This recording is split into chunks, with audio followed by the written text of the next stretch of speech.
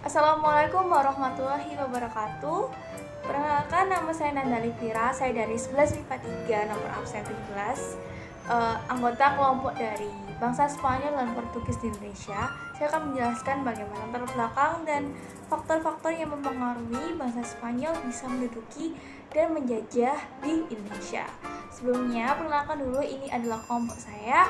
Ada saya sendiri dan ada Bagas dan Serina. Bagas nomor absen 3, Serina nomor absen 4. Lanjut aja ke latar belakang. Nah, jadi sebelum saya memulai latar belakang, saya ingin menanyakan satu pertanyaan. Apakah benar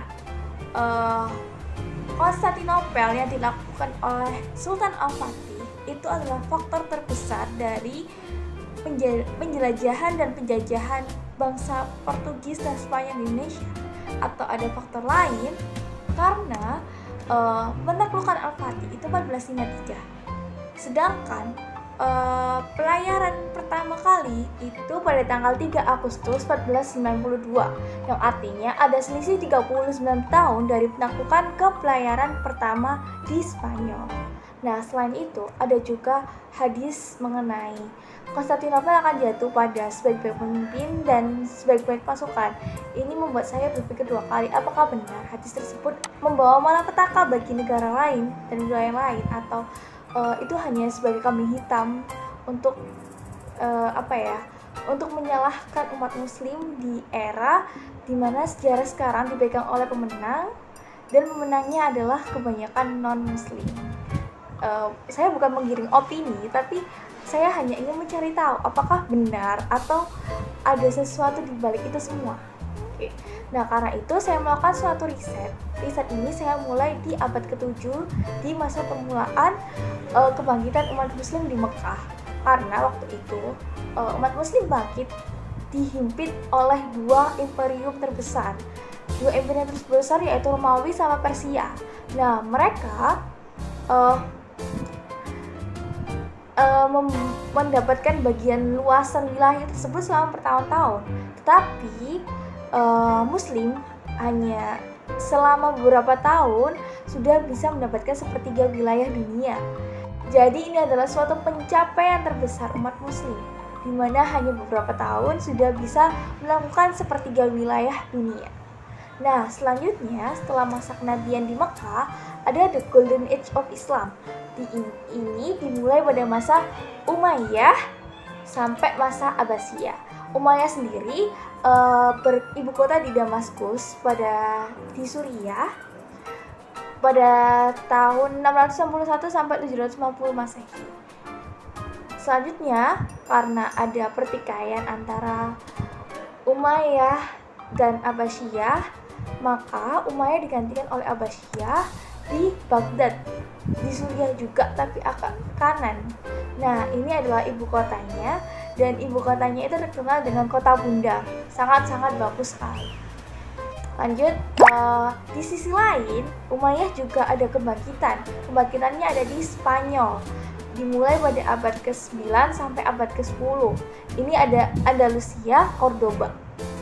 Ini ada masjid yang sekarang menjadi katedral, karena ada penaklukan Ferdinand dan Isabella yang nanti akan saya jelaskan.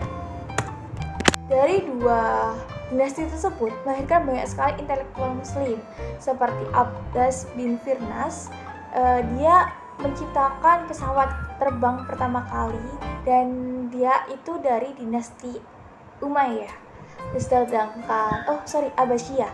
Sedangkan Abu Rayhan Al-Biruni, pencetus teori bumi bulat, itu dari dinasti Umayyah. Jadi dua dinasti ini pemegang the Golden Age of Islam di masa tersebut. Selanjutnya ada bangsa Mongol. Bangsa Mongol ini dipimpin oleh Genghis Khan pada abad ke-12. Dia membumi hanguskan Cordoba, dan juga pembumian hangusan ini menyisakan Turki Saljuk atau dinasti Saljuk, yang panglima terbesarnya itu adalah Alp-Arslan, dan juga ada suku Kayi yang waktu itu setahu saya dipimpin oleh Sulaiman Shah. Nah, Sulaiman Shah ini punya anak bernama Ertugrul. Arturul punya anak bernama Osman, dan dari keturunan-keturunan Osman lahirnya sebuah Al-Fatih yang akan melakukan Konstantinopel.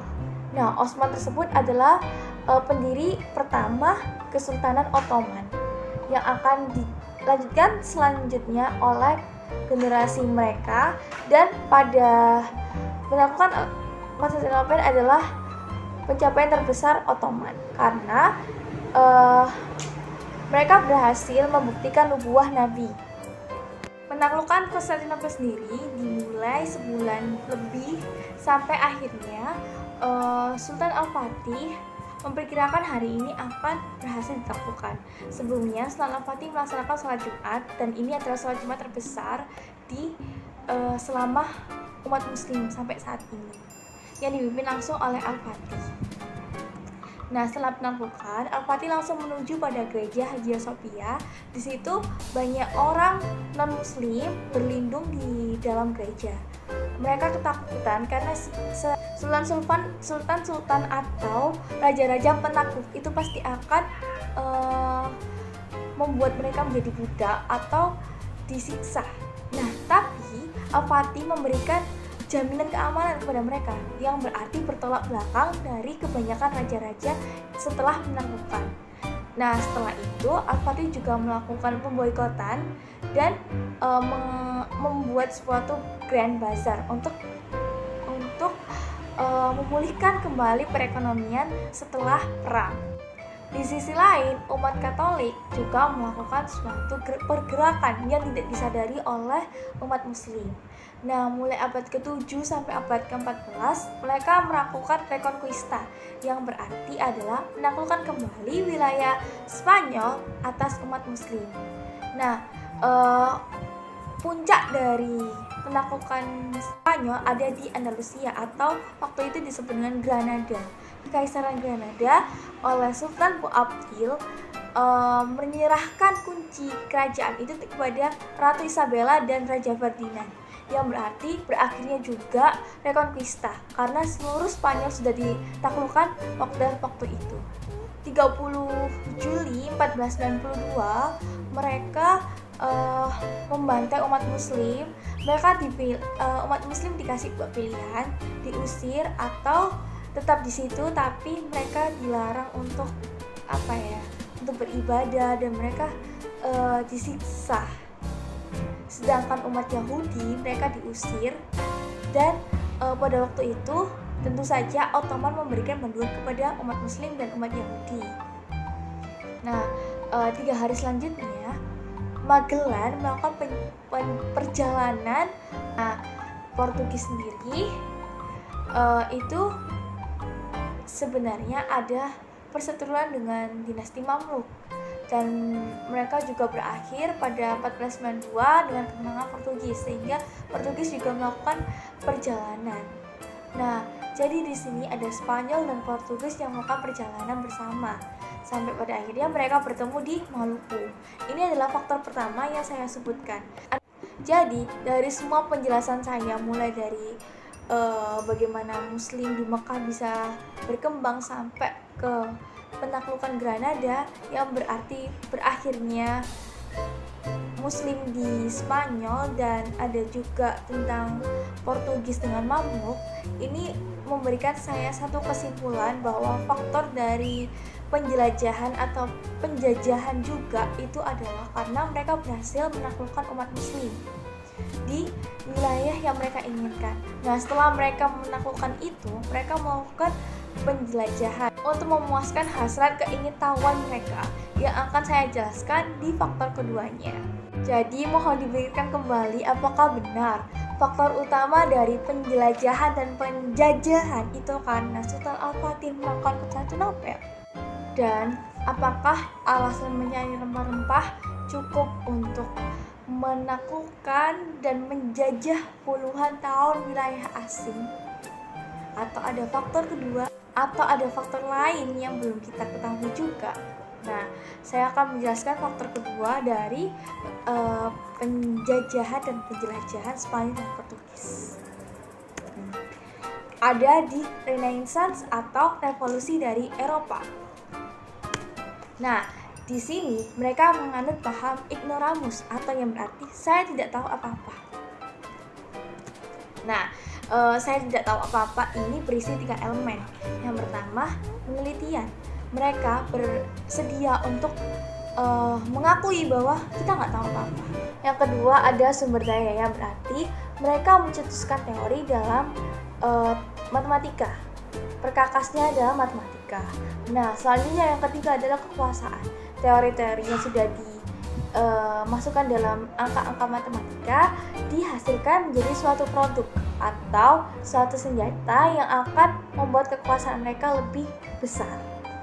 Nah, selanjutnya ada perkawinan sains dan imperium dibuktikan pada suatu peta di mana pada abad ke-14 peta tersebut penuh dengan banyak gambar-gambar kota-kota. Mereka merasa tahu, oh ini ada wilayah ini, ada wilayah ini. Tapi pada abad ke-15 setelah ada revolusi di peta Salviati, semua gambar-gambar dihapuskan dan peta tersebut kosong. Di situ membuat suatu motivasi bagi para penjelajah untuk aku harus tahu itu wilayah apa gitu. Nah, ini adalah faktor kedua dari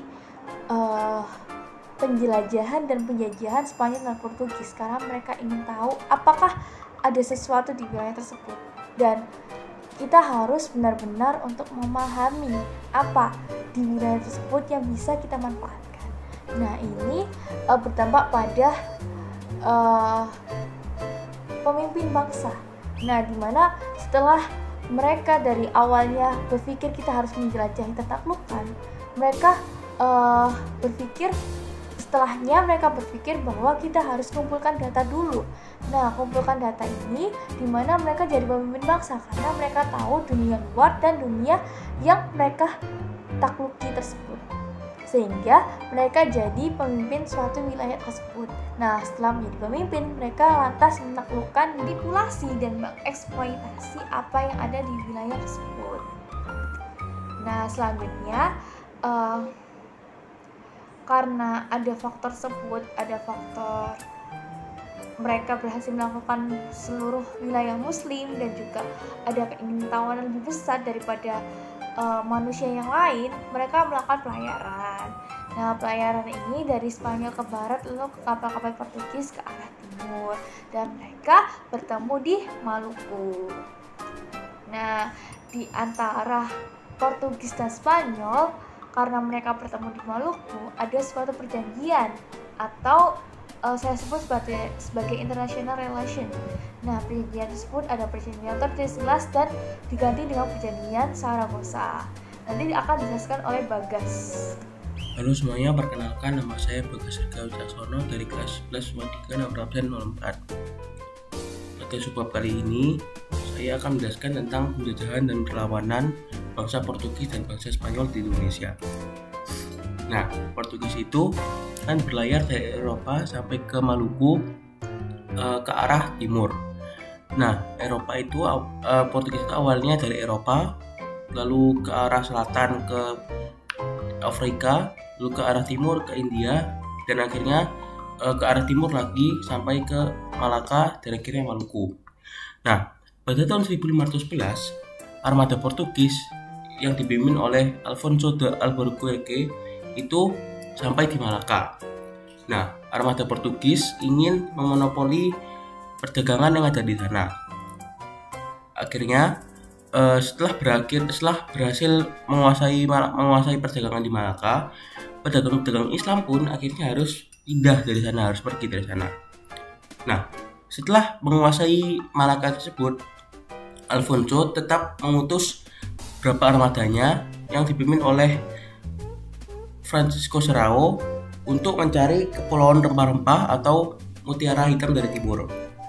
Nah, akhirnya pada tahun 1512, Francisco Serrao itu berlayar ke arah lebih timur lagi ke arah kepulauan Maluku, dan akhirnya setelah sampai di Maluku, ia melihat kerajaan Ternate dan Tidore sedang berperang. Akhirnya Portugis membantu kerajaan Ternate untuk menghadapi musuhnya, yaitu kerajaan Tidore. Dan akhirnya Portugis pun diizinkan untuk monopoli rempah di Ternate. Pada tahun yang sama, terjadi perlawanan di Malaka oleh seorang pemuka masyarakat yang berasal dari Jawa bernama Wati Kadir. Nah, Wati Kadir ini mengajak Hang Nadim untuk melawan Portugis. Hang Nadim, ayo kita lawan Portugis. Portugis ini apa ya? Kok mengganggu kita, mengganggu wilayah kita. Kita serang. Akhirnya Hang Nadim pun mengiyakan dan membantu Wati Kadir untuk melawan Portugis. Tapi ternyata usaha tersebut gagal dan akhirnya Wati Kadir kabur ke Jepara lalu ke Demak. Nah, sampai di Demak, Wati Kadir meminta kepada raja yang berkuasa di Demak untuk membantunya melawan Portugis. Akhirnya Raja Demak pun mengiyakan dan mengirimkan pasukan Demak berkekuatan 100 perahu dan ribuan prajurit yang dipimpin oleh putra mahkotanya sendiri, yakni Pati Unus. Akhirnya pada tahun 1513, Wati Kadir bersama pasukan Demak menyerang Malaka sekali lagi, namun ternyata gagal lagi. Nah, berbeda dengan Portugis, Spanyol berlayar dari Eropa ke barat, yaitu ke Amerika Selatan, lalu ke Guam atau Hawaii, lalu ke Filipina. Nah, di Filipina itu armada Spanyol itu dilawan oleh suku setempat yang akhirnya membuat pemimpin armada Spanyol terbunuh, yaitu pemimpinnya itu adalah Ferdinand Magellan. Mengetahui Magellan telah dibunuh, sisa-sisa armada Spanyol akhirnya memutuskan untuk berlayar lagi ke arah selatan yang dipimpin oleh Sebastian Elcano atau kapten kapal tersebut. Nah, sedikit fun fact ya teman-teman, Sebastian Elcano ini adalah orang yang diakui sebagai orang pertama yang telah berlayar mengelilingi bumi. Nah, setelah sampai di Maluku, akhirnya armada Spanyol menjalin kerjasama perdagangan antara Spanyol dan Tidore dengan syarat Spanyol harus membantu Tidore melawan Ternate yang sedang dibantu oleh Portugis. Nah, meskipun penjajahan Spanyol ini cukup singkat, pada tahun 1644 Spanyol itu sempat menghadapi perlawanan oleh rakyat Minahasa. Alasan mengapa rakyat Minahasa ini melakukan perlawanan kepada Spanyol karena pada suatu ketika pasukan Spanyol itu menyerang sebuah desa hingga melakukan pembantaian di desa tersebut yang menyebabkan rakyat Minahasa menjadi marah dan akhirnya melakukan perlawanan kepada Spanyol.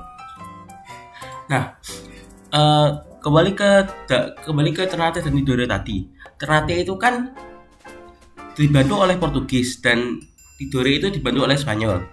Mengetahui kalau Spanyol itu ternyata bekerja sama dengan Tidore dan sudah memonopoli perdagangan rempah di Tidore, akhirnya Portugis pun tidak terima, yang menyebabkan Portugis menyerang benteng Spanyol yang berada di Tidore. Nah, karena sebelumnya itu Maluku itu milik Portugis, jadi Portugis itu kayak protes ke Paus yang ada di Roma. Jadi Paus itu adalah pemimpin pemuka agama di agama Kristen dan Katolik yang berada di Italia, Vatikan Italia. Akhirnya sang Paus pun mengiyakan keinginan Portugis tersebut dan akhirnya membuat sebuah perjanjian yang bernama Perjanjian Saragossa yang ditandatangani pada tahun 1529. Sekian dari saya, terima kasih. Assalamualaikum warahmatullahi wabarakatuh. Perkenalkan, nama saya Syarina Rajwangesti Zahrianto dari kelas 11 MIPA 3 nomor absen 26. Kali ini di presentasi ini yang berjudul Penjajahan Portugis Spanyol, saya akan menjelaskan tentang peninggalan penjajahan bangsa Portugis dan bangsa Spanyol yang ada di Indonesia. Berikut. Yang pertama, ada Gereja Tugu. Gereja Tugu ini terletak di Jakarta Utara.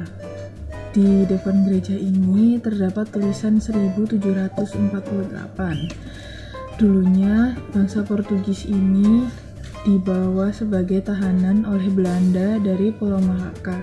Selanjutnya mereka melakukan ibadah di Gereja Sion yang letaknya di daerah kota. Tapi karena mereka merasa tidak nyaman, para leluhur Tugu melarikan diri ke kampung Tugu yang dulunya masih terdapat rawa dan hutan. Jadi kayak masih belum terlalu banyak pemukiman, jadi di situ isinya banyaknya rawa sama hutan. Terus atas ide atau inisiatif dari pendeta namanya Melchior Leidecker, maka dibangunlah sebuah gereja untuk pertama kalinya pada tahun 1678 yang berada di sebuah gereja HKI yang ada di Tanjung Priok. Di samping gereja ini tuh ada lonceng yang dari dulu tuh ada sebetulnya, cuman nggak dipakai yang lonceng asli. Jadi yang ditaruh itu cuman replikanya aja. Terus di gereja ini tuh bisa ada dijumpai makam keturunan Portugis di itu kawasan gereja ini. Lalu selanjutnya ada penjara tua Kema. Penjara tua Kema ini dibuat atau dibangun oleh bangsa Portugis dan berlokasi di Desa Kema 3, Kecamatan Kema, Minahasa Utara. Penjara ini terletak di ketinggian 6 meter di atas permukaan laut atau berjarak sekitar 500 meter dari pantai. Penjara ini tuh berada di sebuah gang sempit di tengah pemukiman penduduk. Konon, penjara ini dulunya merupakan tempat penghukuman bagi warga dan tentara yang melakukan kesalahan.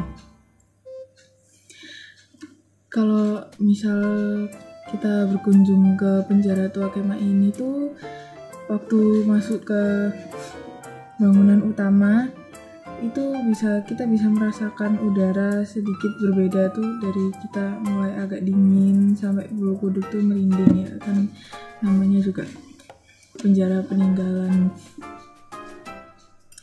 Terus bentuk dari penjara ini dibuat menyerupai gudang dengan ukuran 10 kali 7,5 meter dengan tinggi bangunan mencapai 4 meter. Kalau diukur sampai ke ujung atap itu bisa sampai 7,25 meter tingginya tuh. Terus batu ruangannya itu terdiri dari 3 bilik penjara yang berukuran tidak terlalu besar.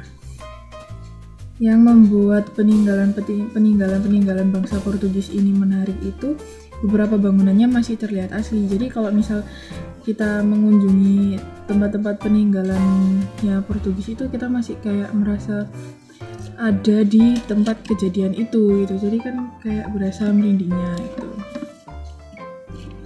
Lalu yang selanjutnya ada Benteng Kalamata. Benteng ini mempunyai nama lain Benteng Kayu Merah atau Benteng Santa Lucia.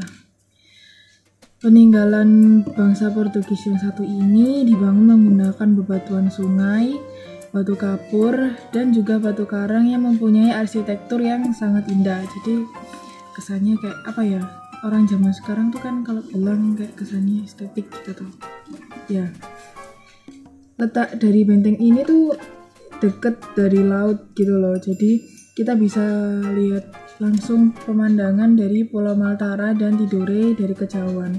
Di sini kan dari gambarnya ini tuh kita bisa kelihatan ini kan pulau-pulau sama lautnya ini. Jadi kalau misal berkunjung ke Benteng Kalamata ini, kita tuh bisa lihat Pulau Maltara sama Tidore gitu.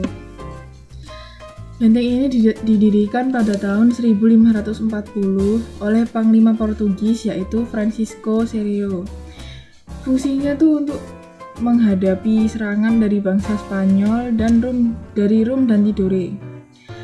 Seiring digunakannya benteng ini tuh direnovasi atau dibangun kembali oleh Gubernur Jenderal Hindia di tahun 1609 yang bernama Peterbot. Sebelum itu, benteng ini tuh dikuasai sama Spanyol pada tahun 1625 setelah dikosongkan sama Portugis yang bernama Kenhuizen-Schapen. Setelah habis ditinggalin sama Spanyol ini, benteng ini tuh dirawat kembali oleh Belanda. akhirnya benteng ini tuh jadi saksi bisu di masa penjajahan. Terus yang menjadi daya tarik dari Benteng Kalamata ini itu ya bentengnya kan bagus gitu loh, dia bisa langsung lihat pemandangan. Nah ini tuh jadi daya tarik sendiri buat orang lokal ataupun mancanegara. Jadi banyak gitu kan turis-turis sama orang lokal yang berkunjung ke Benteng Kalamata. Terus yang selanjutnya ini masih peninggalannya Portugis. Kalau yang satu ini namanya Benteng Toluco. Benteng ini awalnya dikasih nama Benteng Toluco emang, terus banyak orang yang nyebut ini Benteng Hollandia. Benteng ini masih peninggalan Portugis, dibangun pada tahun 1540 oleh Francisco Serreo. Francisco Serreo ini beliau panglima Portugis. Berdasarkan catatan sejarah Belanda di tahun 1610, benteng ini diperbaiki oleh Pieter Both yang merupakan pria berkebangsaan Belanda. Tujuannya untuk menjadikan benteng ini tempat perlindungan atau pertahanan terhadap bangsa Spanyol yang kala itu tengah menyerang Ternate. Pada tahun 1864, benteng ini dikosongkan karena seluruh bangunannya sudah rusak parah. Soalnya kan waktu itu dipakai buat itu toh, berlindung waktu perang kan. Terus tahun 1996 benteng ini direnovasi lagi sama warga sekitar. Tapi yang disayangin itu malah benteng ini tuh kesannya jadi agak kurang gitu loh. Jadi nggak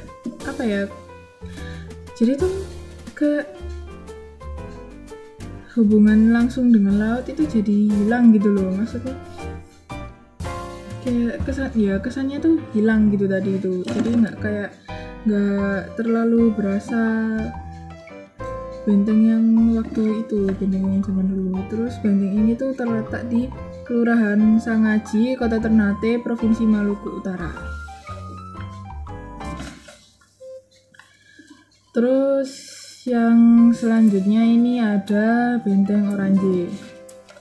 Ini sebetulnya tulisannya Oranje ya, Oranje. Benteng ini tuh dulu peninggalan Portugis ya, ini masih peninggalan Portugis. Tapi benteng ini dulu tuh dihuni sama orang-orang Melayu, tapi sama Belanda dipugar dan dijadikan sebagai pusat pemerintahan tertinggi Hindia Belanda. Yang pemimpinnya itu Gubernur Jenderal VOC Pieter Both, Laurens Real, Gerard Reyes, dan J.C. Coombe. Dulunya kondisi benteng ini tuh rusak parah gitu toh. Terus setelah mengalami revitalisasi oleh pemerintah setempat, maka Benteng Oranje ini kembali menjadi salah satu tempat hiburan menarik di Ternate yang banyak dikunjungi pada hari libur dan musim liburan. Jadi kalau pas libur atau misal ada yang kalau di sekolah-sekolah kan nyebutnya kegiatan tengah semester ya, atau KTS atau study tour lah gitu, itu mengunjungi Benteng Oranje. Nah, benteng ini tuh terletak di Jalan Dr. Hasan Busoiri, Kelurahan Gamalama, Kecamatan Ternate Tengah, Kota Ternate, Provinsi Maluku Utara. Ya bagi yang mau berkunjung itu tadi sudah. Lalu yang terakhir ada Benteng Tahula. Nah ini benteng peninggalan Spanyol. Kalau yang tadi beberapa itu kan peninggalannya Portugis. Nah kalau yang ini peninggalan Spanyol. Benteng Tahula ini terletak di Pulau Tidore.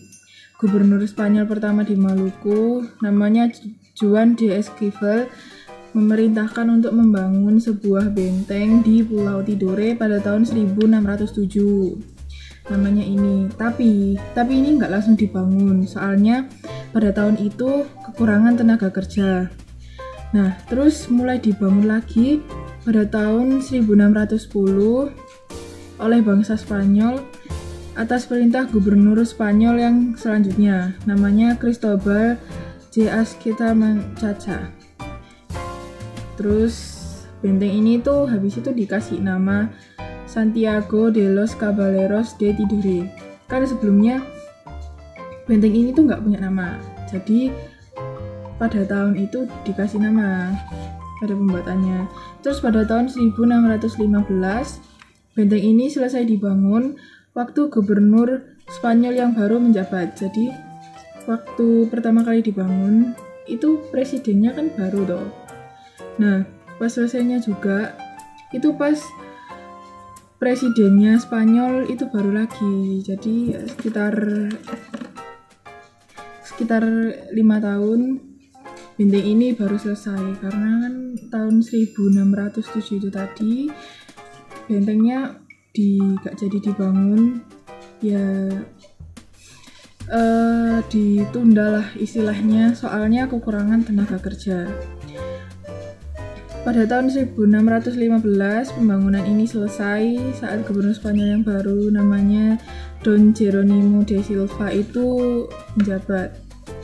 Gubernur ini, Don Jerónimo de Silva ini, beliau terus mengganti nama benteng ini jadi Santiago Caballeros de los de Isla Tidore, yang saat ini lebih dikenal sebagai Benteng Tahula.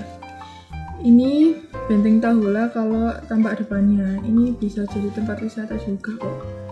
Namanya ini Benteng Tahula, ini tampak dari depannya kayak gini, terus yang tampak dari atasnya. Jadi kalau misal mau lihat gimana sih Benteng Tahula ini kalau dari atas bentuknya kayak gimana gitu, sebesarnya seberapa, itu bisa dilihat dari atas. Tuh ini kan ada kayak setengah lingkaran ini ya. Saya nggak tahu ini fungsinya buat apa, tapi ini bagus ya. Nah, riset yang saya lakukan bersama teman-teman saya, terutama mengenai latar belakang yang benar-benar membuat saya pusing kepala, itu sesuai fakta dan kalian bisa menemukannya di buku-buku yang saya tunjukkan setelah ini. Nah, pertama ada Sapiens. Oke, di sini saya mengenal Ignoramus. Selanjutnya ada buku Harun ar-Rasyid. Saya mengenal bagaimana kejayaan Abbasiyah atau bagaimana intelektual muslim bisa lahir di masa tersebut, masa Abbasiyah. Selanjutnya saya juga membaca Sangkakala di Langit Andalusia. Ini sebuah novel tapi berisi sejarah. Nah, di sini saya tahu bagaimana Ferdinand dan Isabella menguasai Spanyol dan mengubah Spanyol menjadi negara Katolik yang mau menghanguskan umat Muslim. Nah, untuk selanjutnya ada buku tentang Abbasiyah atau Khilafah Abbasiyah. Di sini saya mengetahui bagaimana Abbasiyah bisa tumbuh sampai runtuh. Dan yang terakhir ada Utsmaniyah atau saya bisa paham bagaimana Al-Fatih menaklukkan Konstantinopel. Nah, ini